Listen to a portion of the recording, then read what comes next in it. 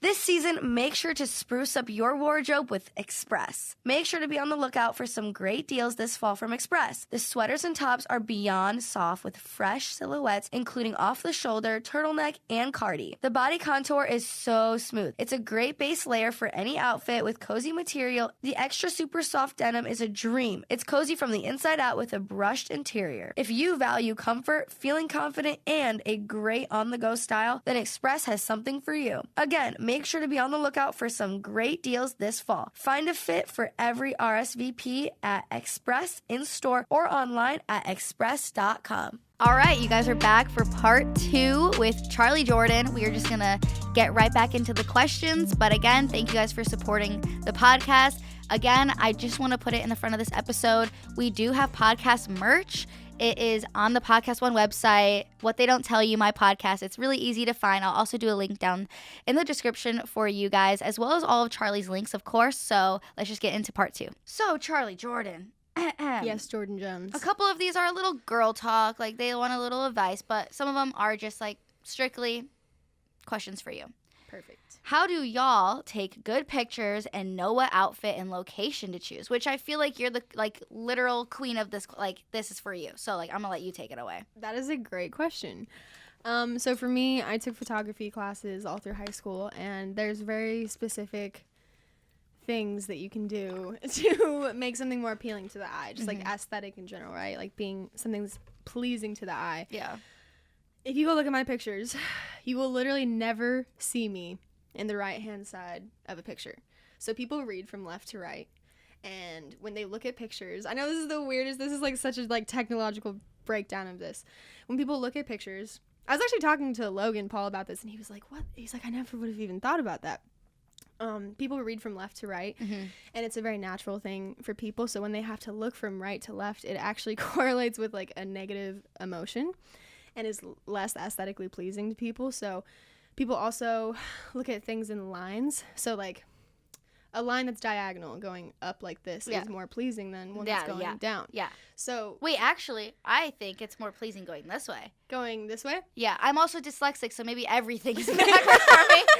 Like, everything. She's like, this does not apply to me. Wait, so, like, everything you're saying for me is... But that's still from left to right, so that's okay. But a line that was going, say, like, this, I don't know, it's weird. There's a bunch of different things that go into it. So there's lines, there's lighting, which is super important, but location honestly does matter. Like, if you're trying to do travel stuff, it's important, but I would say the most important thing is lighting, just across the board. I would agree with that too, because if you can't see, people really connect with eyes. So I feel like when you're looking directly at the camera, like when I'm shooting, I'm not just aimlessly looking at the camera. I try to look at the camera and shoot with people that I actually really like and I'm close with as well, because when you have that personal mesmerizing, I look at the camera like I'm looking at someone that I love. Like, I literally think about people that I care about when I'm... Which is like a TikTok trend, like the F me eyes. Like, you give the F me eyes in photos, and it makes people be like... Yes, you got the sexy eyes, okay? Yep. And then there's, like, the happy, you know, like, working on your expressions and having good lighting, and then also shooting with people who it's, like, fun to shoot with them. I take a lot of my own pictures too. I just set up a tripod, and yes, self-timer is the best. But it's been years of, like, there's so many small things, like years and years of posting and seeing what people react to and what people don't. It's honestly just like a giant psychology thing. I feel like that's what social media is at this point. So good location, obviously. I think nature is the best always. So plants, views, good lighting. Obviously golden hour is great. If you shoot during the day, make sure you're shooting where the direct light is reflecting onto you, not directly on your face. So a lot of photographers taught me that. Like, if there's a white wall and the light is on that white wall, don't go stand on the white wall, stand facing the wall so the light and your eyes is on will you. Be like, exactly. One thing I will add, I learned from Riley Reid, actually, if you're trying to make, like, you don't know what faces to make in photos, she does A, E, I, O, and U. Really? When she, like, I was shooting with her, and I was like, oh my God, I don't know what to do with my face with her. She goes, like, do your vowels. I was like, wait, what? Hey. And she stood in, she was literally like, let me show you. She stood in, she took, like, 7 pictures? 5. Hello. Sometimes why those 6? Anyways, she showed it to me, and ever since then, every time I'm taking pictures now, I do that.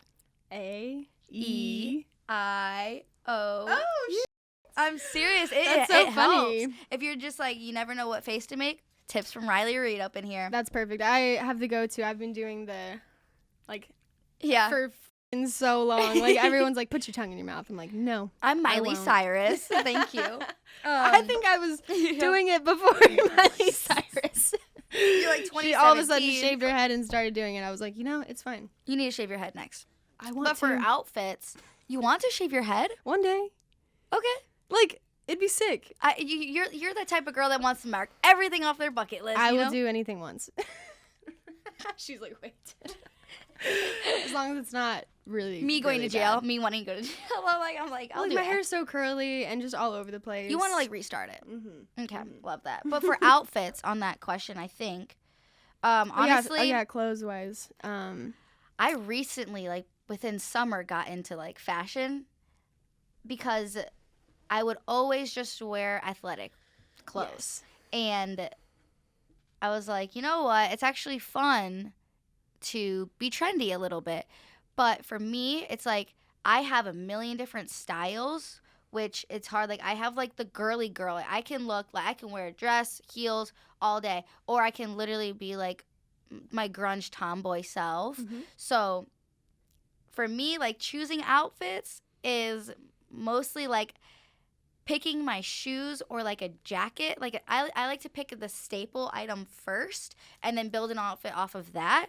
But I'll never choose like my favorite top or like pants first, unless your pants are your staple. Like technically I'm wearing like really wide pants today. But I would say like choose your shoes or like a hat or a like bomber jacket or something first, because then you can build off of that. That's my advice. That's actually a really good way to go about that. Yeah. I, in the same way, like I just grew up playing sports. So like even all through high school, I just wore sweats to school. Mm-hmm. It wasn't until I moved out here that I started getting into fashion, and it was because I was doing social media stuff, and I feel like I got into it because, I started working with like Revolve and Boohoo and Aloe and like all these amazing companies, and they would send me stuff, and, I would just kind of sort through it, or like buying clothes out here. Like I started getting really into it. I didn't really have like a style, but that's like kind of why I like shooting. Like I can, same thing, like go super girly, be super tomboy, and I don't think it's bad to not like have like one style or aesthetic. I think people like seeing different stuff. So if I was like just girly all the time, just tomboyish all the time, like I'd just say pick whatever you like to wear. Like I don't literally I don't overthink it. It's just what I feel comfortable in, what is makes my body look good. That's like I'd say the main way I pick clothes, because some things like look better or different on different people. So for me, like I really like my waist. That's something that I've always been whatever. Like I run nonstop, and like it's the one part of my body that I really do like. So I always wear crop tops. That's just how I am, because I like that. Some people really like different parts of their body. I would just say booty. Yes, the booty. She's got the donk. So wear whatever makes you feel comfortable and confident and sexy. Love that. All right. Next question. We already talked about your skincare secrets. So. How to handle F-boys. Oh God. I feel like we'd rather just not handle them, and there's some key. But we all do it. Key things to look out for. Red flags. The thing about me, I saw this TikTok, so I'm technically taking this line. The thing about me is I definitely like to see how red the flags can get. Oh God. I'm one of those. And I you think a fixer? Yes. Well, I guess they say like however you like try to be with your family, like I'm not even, I guess this is like cocky or whatever, but like I definitely like when my family's having issues, like I'm definitely the glue that like holds it all together, and like I put pressure on myself to like make sure like everyone is like happy or like getting along. So I guess that's how you are in relationships. You almost choose someone who needs like fixing and to try to make them how you make your family work. And when you care about someone, you just don't. You want them to feel the best and be happy and see them happy. So I try not, because I feel like when you're like, oh, you're trying to fix someone, I'm like, yeah, I'm trying to help someone that I care about. Yeah, for I sure. Guess. Like I don't think it's a negative thing, like at all. that's good that you're the glue in your family and that you push people to try and be like their best selves. Like that whole connotation around you're a fixer. I'm like, for sure. I fix Yeah. like I will try to fix things. I mean, we're on this planet to make it better.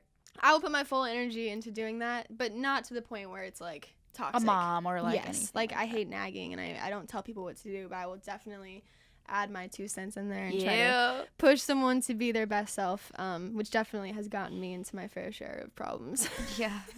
But same, how to handle them. I mean, like she said, like just don't even associate, but it still happens. But it just happens, and I guess if you're having like second doubts in the beginning of anything, whether you're like there's literally the saying, if he wanted to, he would, or if he like if anyone wanted to really pursue you or wanted to be with you or anything, like they would.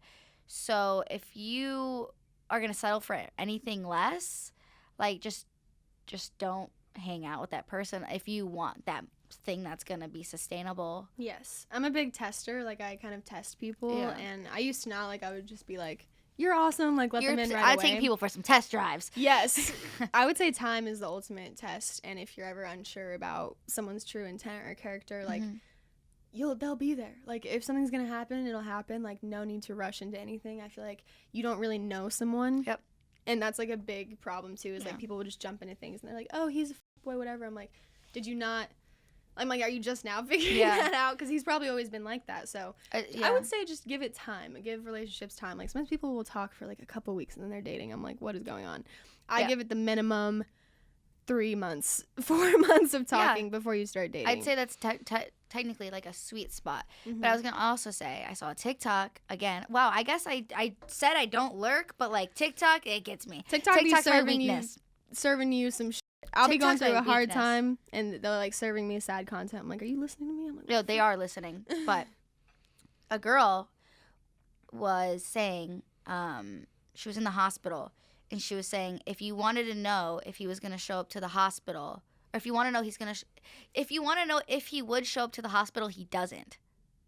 You know what I'm saying? Yeah. And when you're in like these like sneaky link like situationships, like if you're clearly hanging out with like an F boy and you're like in the hospital.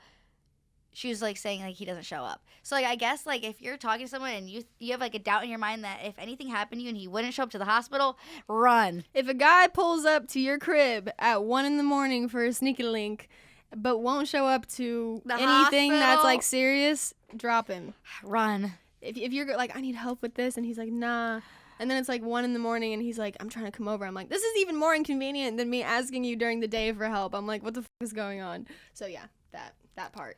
And, like, when it's convenient for him, like, sis. Yeah, but you gotta do your thing. Do your thing. We all see billboards when we're driving down the street, but what happens to them when they get taken down? What if I told you there's a company that takes highway billboards and turns them into one-of-a-kind bags and accessories? Rareform is doing just that. Their bags promote style and sustainability. Fun fact, the average lifespan of a billboard is 4 to 6 weeks, and they usually just end up in landfills. Thankfully, Rareform recycles over 80% of billboards in the country. They collect nearly 500,000 pounds of billboards every month. Every product on their site is individually photographed, so what you see is what you get. Every product is cut from billboard. No two will ever be exactly the same. Plus, billboard ads are made of vinyl, so the bags are made of durable and water-resistant material. Rareform bags are even vegan-friendly. I love my Rareform bag. I chose one that had some green in it. It's my favorite color. It's super big, so it's definitely my favorite sleepover bag. Made from billboards and designed to fit your lifestyle. Go check them out at rareform.com/Jordyn. Get your gifting done early and find your exact bag at rareform.com/Jordyn. That's rareform.com/Jordyn. This season, make sure to spruce up your wardrobe with Express. Make sure to be on the lookout for some great deals this fall from Express. The sweaters and tops are beyond soft with fresh silhouettes, including off-the-shoulder, turtleneck, and cardi. The body contour is so smooth. It's a great base layer for any outfit with cozy material. The extra super soft denim is a dream. It's cozy from the inside out with a brushed interior. If you value comfort, feeling confident, and a great on-the-go style, then Express has something for you. Again, make sure to be on the lookout for some great deals this fall. Find a fit for every RSVP at Express in-store or online at express.com. Favorite person that you've ever met and why they're your favorite?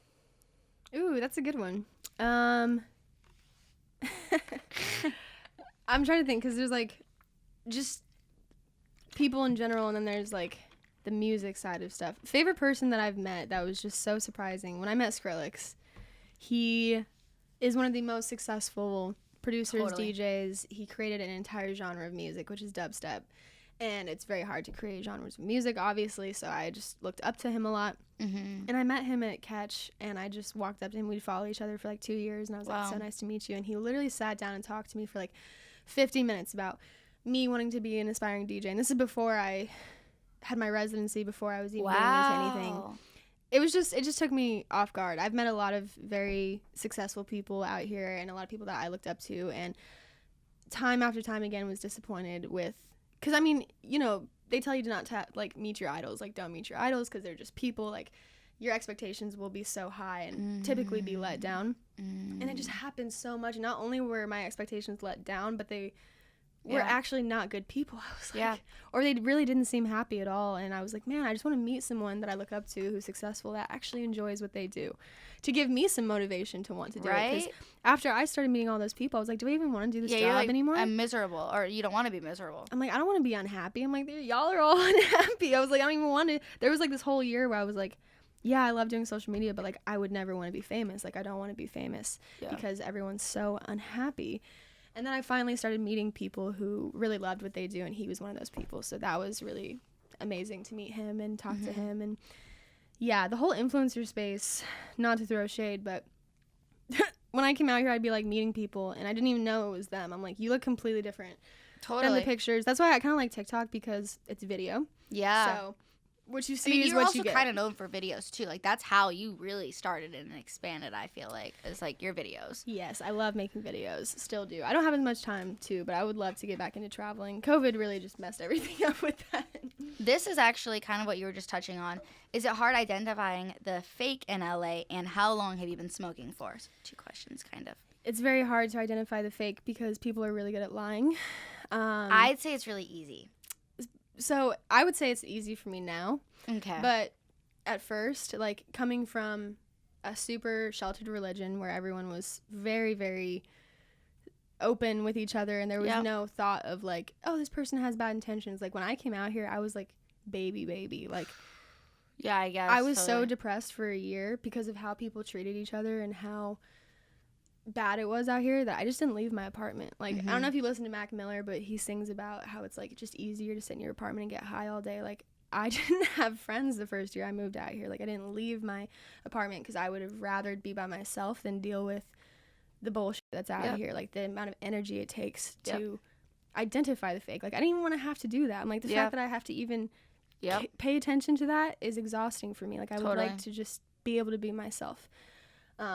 Now it's super easy because I've seen it so much, and I finally stopped being angry about it. I was just like, these people are going through their own thing. It has nothing to do with me. It took a very long time for me to understand that.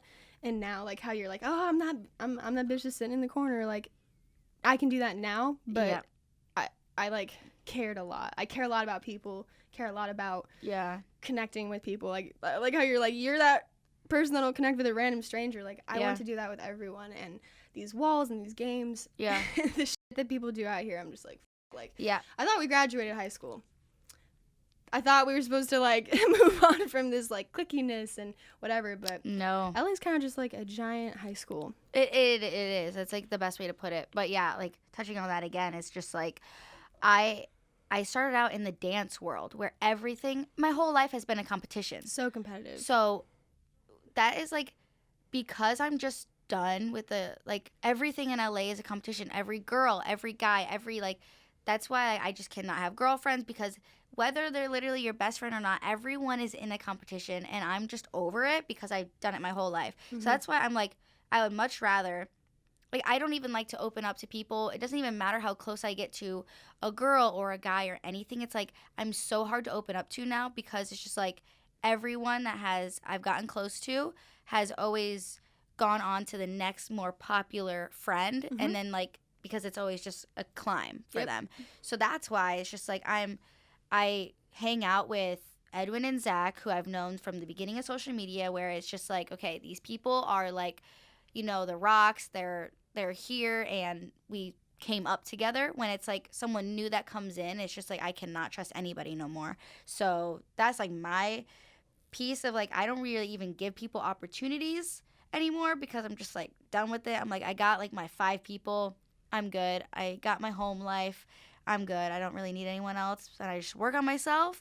But it took a long time for me to get to that point, and a lot of people coming in and out where it's just like, yeah, I'm done.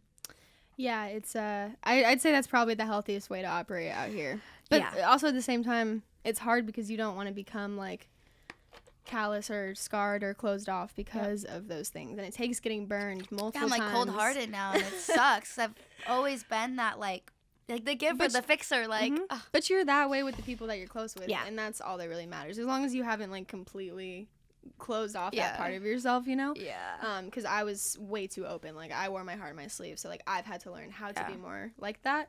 And it's actually helped so much. I'm like, I have my core people, my homies, my friends. Once you got that, you're good. I'm super open to, like, hanging out with new people and talking to new people. But I definitely don't, let them in like that. Yeah. Yeah, no. It takes a lot. Absolutely Like not. you said, like 3 months of talking to a guy. And, like, yeah, it's kind of the same thing. Dude, when I first came out here, I'd be, like, telling my people, and then next thing you know, like half of LA heard about what I said, and I was like, totally. I was like, what? I was like, why? Like, why was this even newsworthy? Like, why is anyone talking about this? And people out here, when you actually open up to them about your weaknesses, will use it against you or 100% as not as strong as them, whatever. And then it's whatever. So yeah. And then, how long have you been smoking for? Since I was 18. How old are you now? 22, 23? 22. So it's been a little while, but yeah, I'd recommend for anyone to not smoke under the age of 18. I'm glad that I grew up Mormon and like I didn't smoke, I didn't drink, I didn't date boys. I'm like Mormon.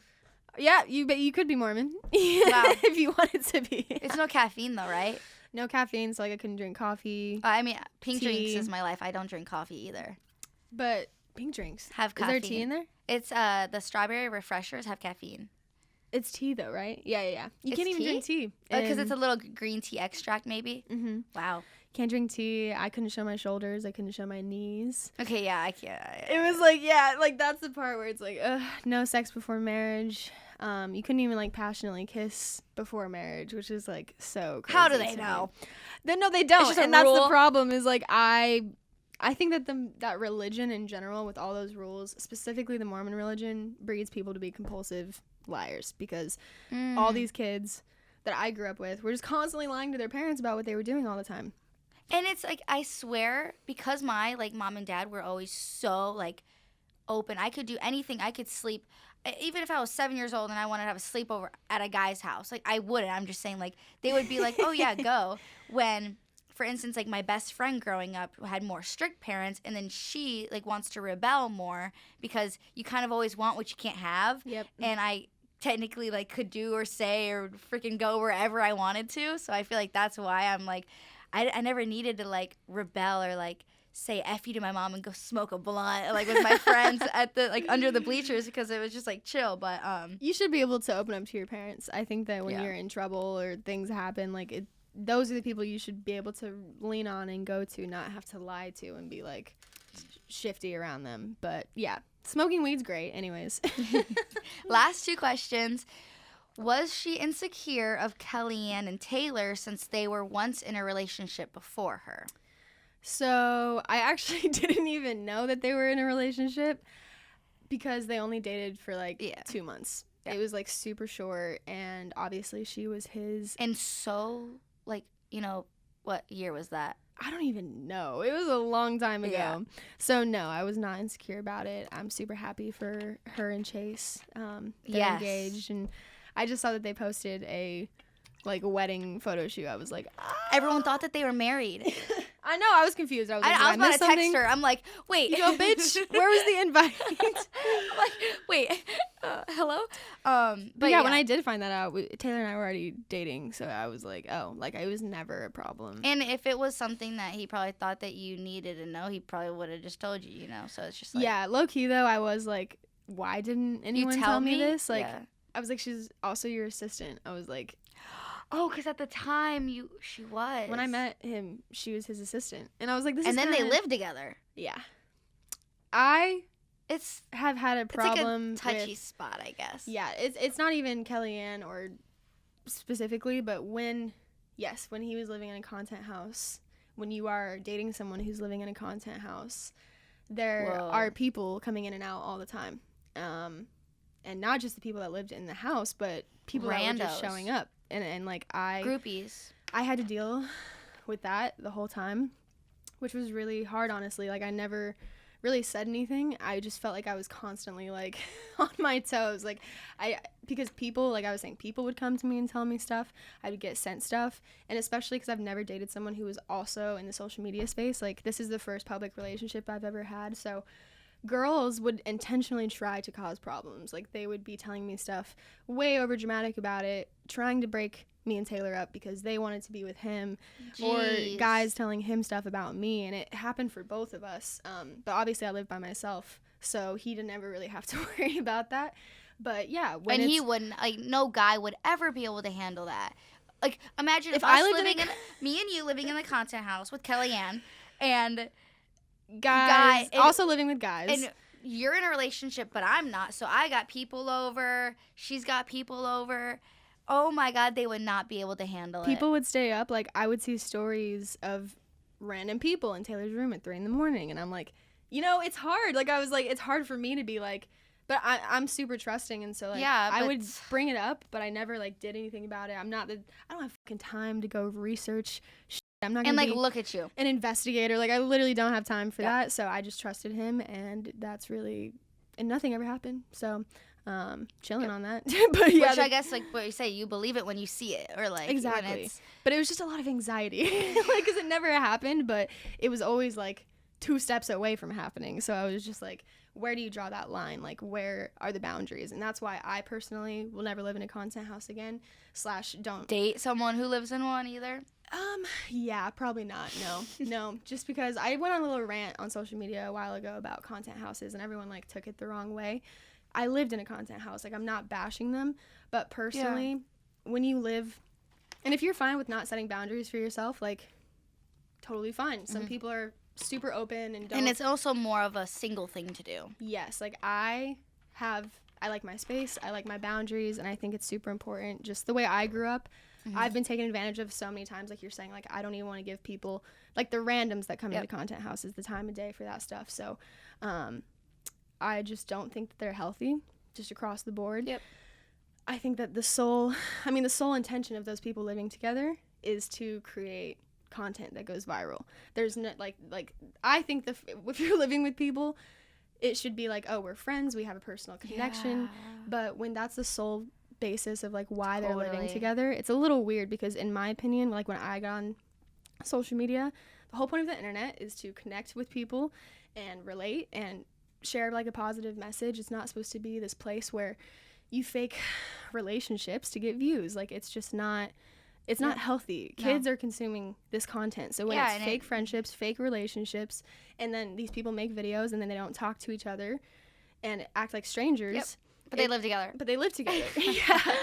And then people create these, like, fandoms and, like, all these whatever, and they're literally profiting off of false relationships. Like, it's very hard to watch, and it's very damaging for those people too, like, more than anything. But they won't realize it until later. Yes. And then it affects them for, like, a very long time, because then they don't know how to create genuine friendships. And it's so wild. And, like, anything I say about social media, it's never with anger. It's just, like, purely after watching people that I really care about, our experiences, go through this stuff.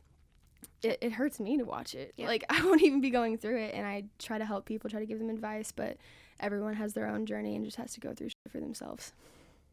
Cheers to that. Yeah, for real. Last question is, what happened between you and Logan Paul? Oh, fun. Logan is just a good friend. We've been friends since I came out here. I actually met him before I even met Taylor. That's why, like, when everyone was like, I was like, I've been friends with Logan. We talked briefly when I was single, and it was like a couple weeks, but we're both really busy. That's kind of the struggle with everyone out here.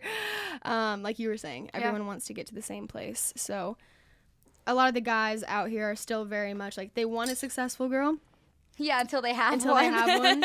And then it's like, okay, we have to both take our careers into account. But when was hanging out with Logan. He was training for the Floyd Mayweather fight. So, like, dude was fully zoned in and focused, and I love spending time with him. We're still really good friends. Yeah. Nothing happened. They're the best. I love them.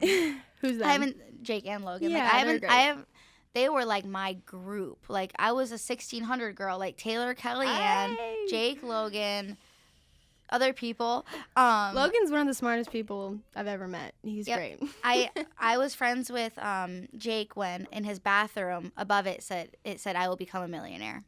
Really? Yep. Look at him now. So, like, and that's just, like, you know, when you have, like, a picture of someone in your head, whether they've done other things in the middle or within then, it's like when I meet someone and when I'm friends with them and I have this, you know, vision and this friendship or this connection with them, for me, it just, like, I don't really let that go or, like, let other things kind of cloud it. So, like, for me, they're amazing people, and I've always loved them. Yeah, there's a huge difference between people's internet personas and then who they are in real life. And not in a bad way, like, where it's like, because people will be like, oh, they're fake. Like, they don't act like how they act on the internet.